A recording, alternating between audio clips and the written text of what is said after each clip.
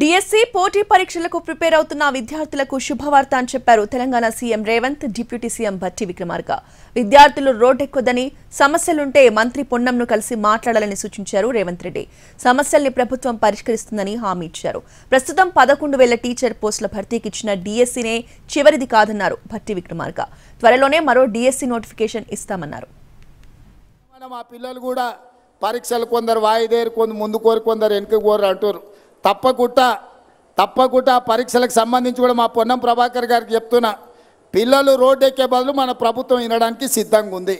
ఏందాన్ని ఉంటే పోయి మంత్రులను కలుగురు, మీ సాధక బాధకాలు ఉంటే ఇను చెప్పురి, తప్పకుండా ఇని మీ సమస్యల్ని పరిష్కరించే బాధ్యత మాది. డిఎస్సి సంబంధించి నేను మరొక మాట కూడా మీకు ఇంకో శుభవార్త చెప్తా ఉన్నాం.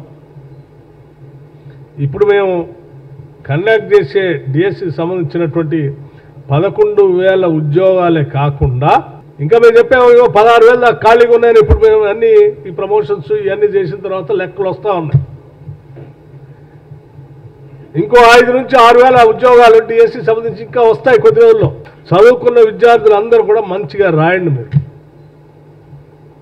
ఇదే ఆఖరిది కాదు, చివరిది కాదు. ఇంకో అవకాశం కూడా వస్తుంది. ఇంకా ఉన్నాయి ఉద్యోగాలు. డిఎస్సి ఇంకోటి కూడా కండక్ట్ చేస్తాం కొద్ది రోజుల తర్వాత.